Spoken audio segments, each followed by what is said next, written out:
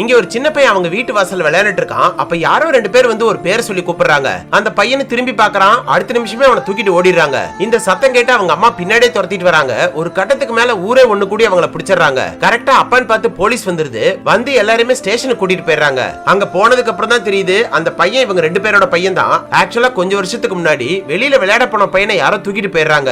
அதுக்கப்புறம் 2 வருஷமா தேடி எங்கேயுமே அந்த பையன் கிடைக்கல. இப்பதான் இந்த ஊர்ல இருக்கிறதா ஒரு தகவல் கிடைக்குது. அதனாலதான் தூக்கிட்டு ஓடி வந்துடுறாங்க. அதுக்கப்புறம் போலீஸ் அம்மான்னு சொல்லிட்டு ஓடி வந்த அந்த பொண்ணை கூப்பிட்டு விசாரிக்கிறாங்க.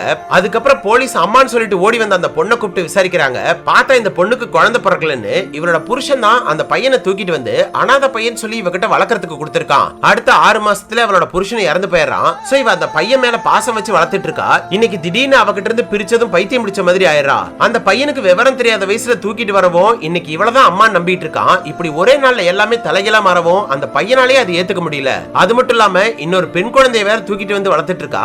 அந்த குழந்தை யாரோடதுன்னு கண்டுபிடிக்க முடியாம இவளை ஜெயிலுக்கு அனுப்பிட்டு அந்த குழந்தைய அனாதை ஆசிரமத்துக்கு அனுப்பிடுறாங்க. 6 மாசம் கழிச்சு ரிலீஸ் ஆகி வந்ததும் ஆசிரமத்துல இருக்கிற பெண் குழந்தை தேடி போறா. ஆனா ஆசிரமத்துல இருக்கிறவங்க அவளை பாக்குறதுக்கு அலோ பண்ண மாட்டேங்கிறாங்க.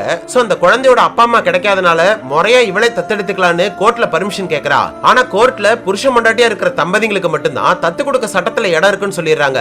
என்னதான் முறத்தவரி பசங்களை வளர்த்தாலும் பாசத்தோட தான் வளர்த்திருக்கா. சோ இவகிட்ட இருந்து பையனை காப்பாத்தி கூட்டிட்டு போன அந்த லேடி இவளோட தாய் மனசை புரிஞ்சுக்கிட்டு கோர்ட்ல இவளுக்கு ஆதரவா நிக்கிறாங்க.